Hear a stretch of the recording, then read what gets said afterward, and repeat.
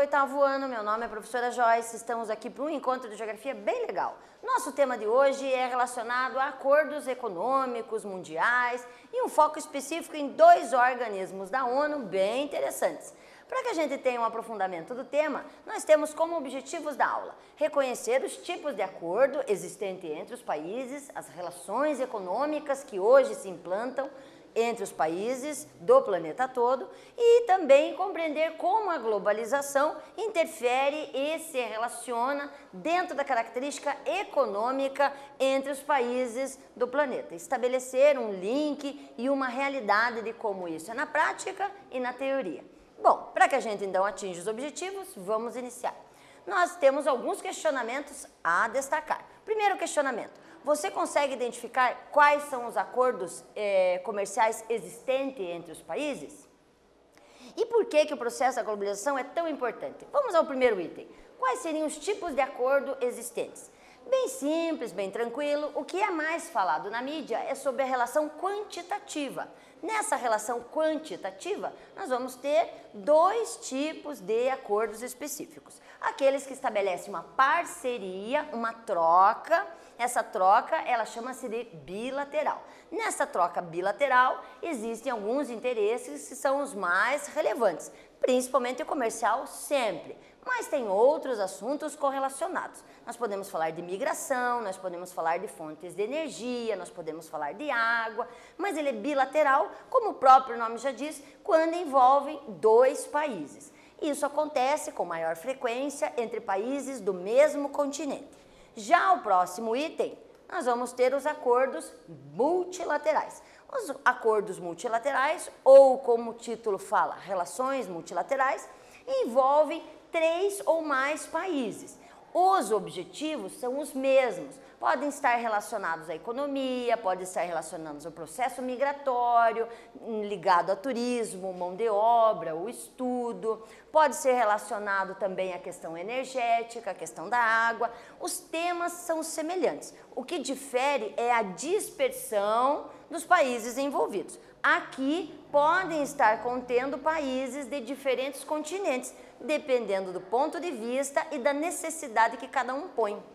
O que é interessante nesses acordos é que você estabelece um país que precisa, com outro que tem aquele objetivo, digamos, sobrando, e eles trocam por algo que este precisa e esse tem sobrando. Então sempre é uma parceria, sempre é uma troca. Para isso, para a gente fixar esse conceito, vamos então escrever a diferença entre relações bilaterais e multilaterais. Já voltamos já já.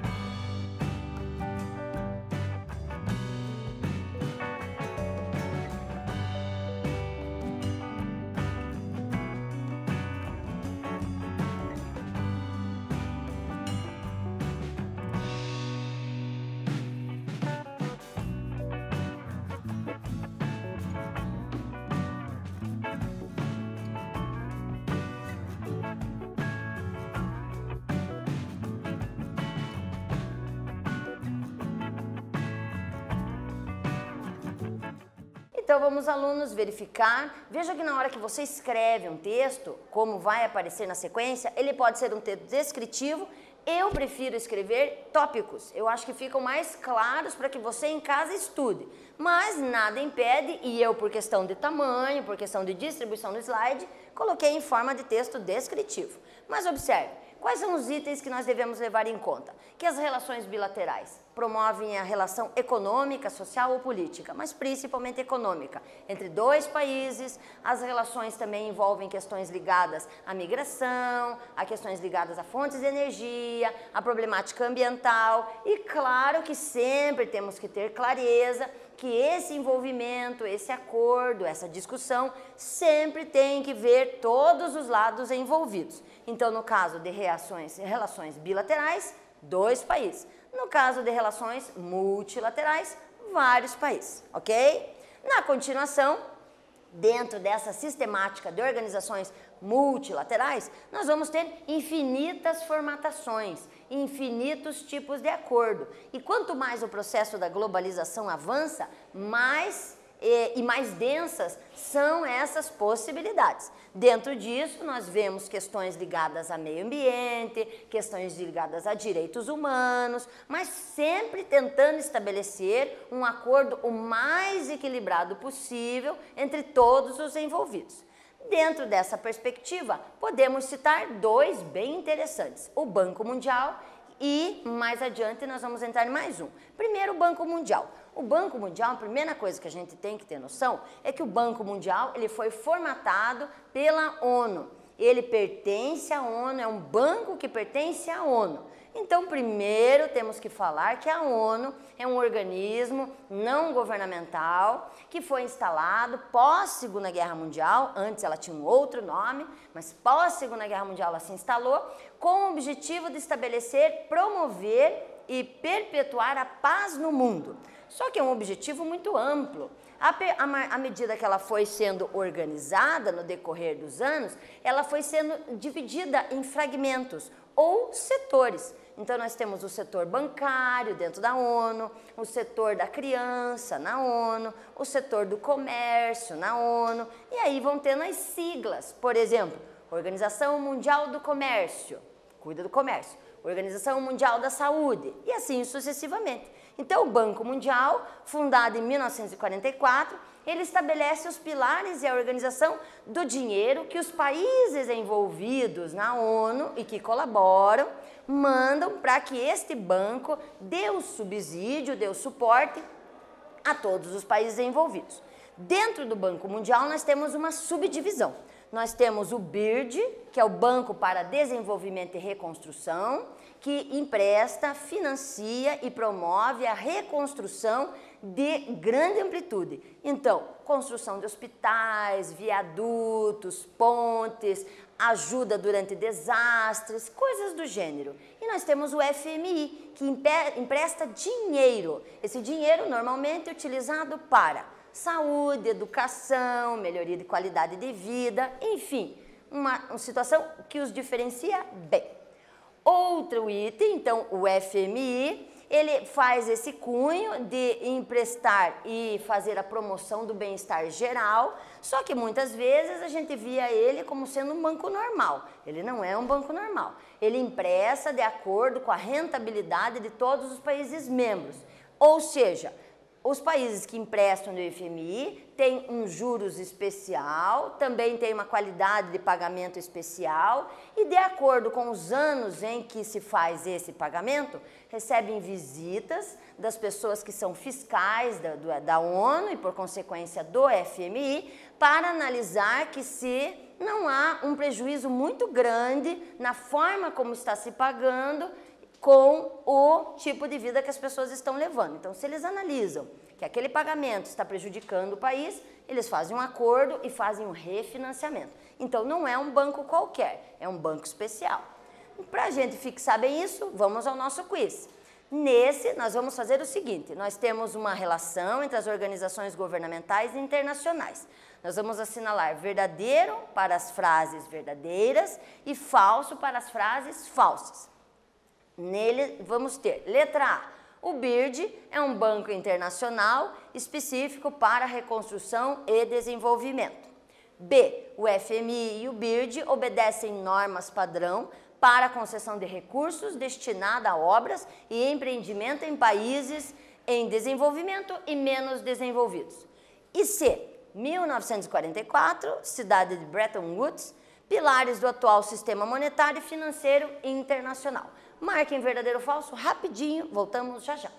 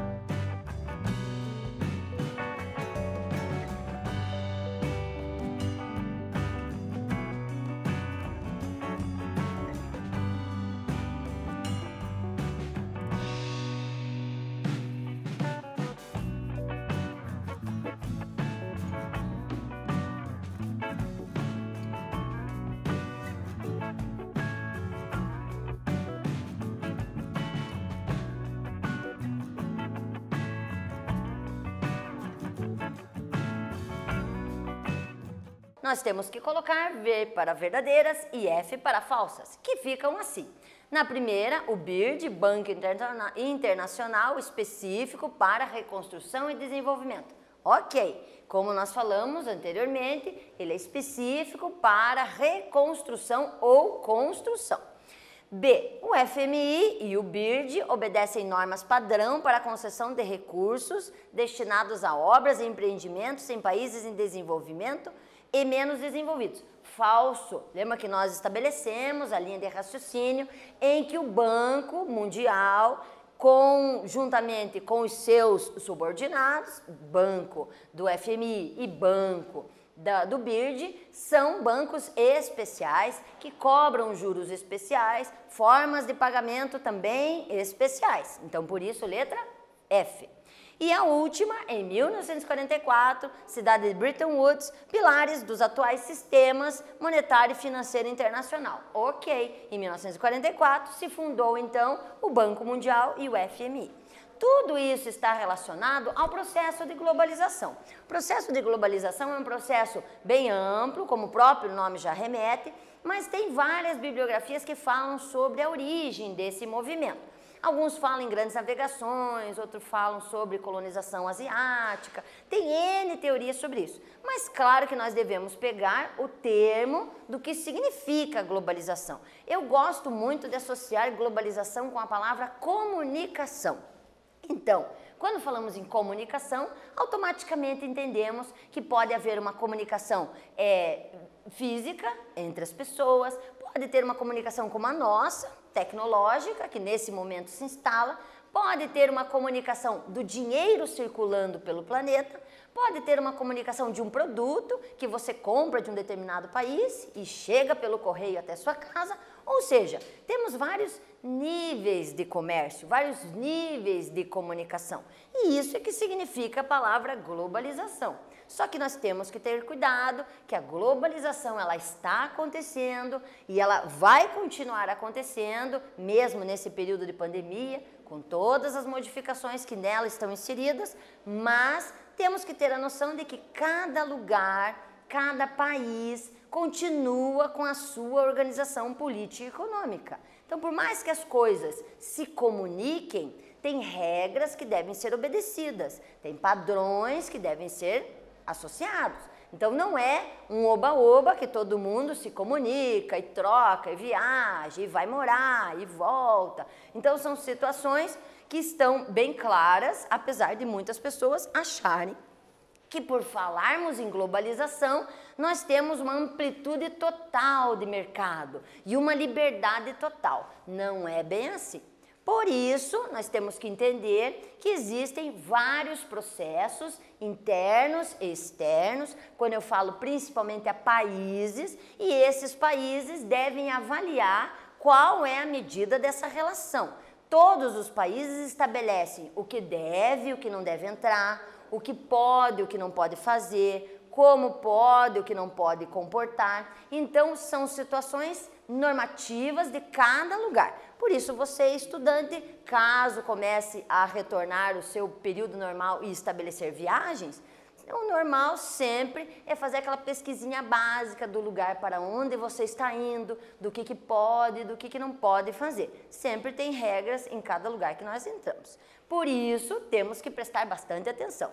Dentro dessa característica de globalização, vamos para mais um quiz. Nele, vocês vão observar. Em relação à globalização, assinale a alternativa correta. Letra A. Globalização é o processo de aproximação entre as diversas sociedades e nações existentes por todo o mundo, seja no âmbito econômico, social, cultural ou político. Letra B. O processo de globalização gerou a diminuição no fluxo de mercadoria entre os países. Ou a letra C. A globalização tem o seu marco em meados do século XX. Século XX, lembrem, começa em 1901 e vai até 2000. Espero que vocês respondam com firmeza, voltamos já já.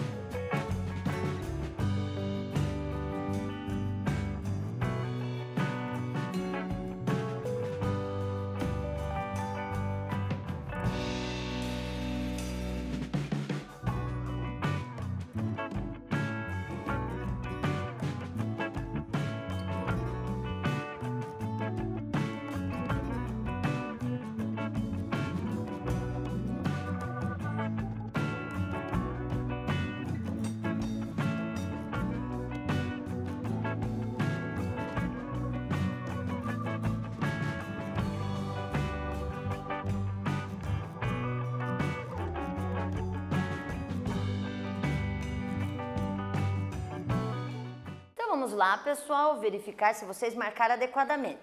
Então, nós vamos ter as 3 frases e nessas 3 frases temos o seguinte aspecto. Letra A. A globalização é um processo de aproximação entre as diversas sociedades e nações existentes por todo o mundo, seja no âmbito econômico, social, cultural e político.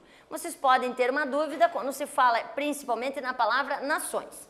Nações tem um significado bem específico que fala sobre a singularidade das pessoas. Você tem como significado de nações naquele aspecto que as pessoas têm um passado em comum. Pode ser um passado ligado à família, um passado ligado à colonização, pode ser um passado ligado à ocupação da região, tem um passado em comum. E aí elas têm essas familiaridades. Aí nós chamamos de nação. Na questão A, correto, exatamente. Toda a frase está totalmente correta. A globalização, ela amplia horizontes, mas como nós mencionamos, tendo cuidado que cada um deve obedecer critérios específicos de cada estado e obedecendo, por consequência, suas leis. Já quando você olha a letra B, na letra B diz o processo gerou diminuição dos fluxos. Ao contrário, o processo da globalização estabeleceu uma comunicação melhor e essa comunicação melhor estabeleceu um maior fluxo de circulação entre produtos, pessoas, capital. A globalização teve seu marco inicial em meados do século XX. Veja, por mais que eu tenha falado que existem várias teorias, século XX mesmo, nós temos o processo da internet se acentuando, mas o processo de globalização é anterior. Por esta razão, não se assenta no século XX. Pode aparecer como século XV, século XVI, século XVII, dependendo da teoria e da bibliografia que você está pesquisando. Caso contrário, tudo menos século XX. Na questão de observarmos o que vimos hoje, nós tivemos a regulamentação dos organismos internacionais, vimos que as relações entre os países podem ser bi ou multilaterais. Mais adiante nós vamos estudar a questão dos blocos econômicos que vai inserir nesse sistema. Também vimos que um dos grandes pilares para essa comunicação mundial é a ONU. Dentro da ONU nós vamos ter vários organismos a nível social, a nível econômico e a nível político. Citamos alguns como a Organização Mundial do Comércio ou ainda no sistema bancário o FMI e o Banco BIRD, que pertencem, são subordinados ao Banco Mundial. E ainda fechamos com a integração do mercado, que acontece dentro de uma situação bem ampla e muito discutida, que é a globalização. Espero que vocês tenham assimilado bem o conteúdo, bem fácil, bem tranquilo, e até um próximo encontro. Até mais!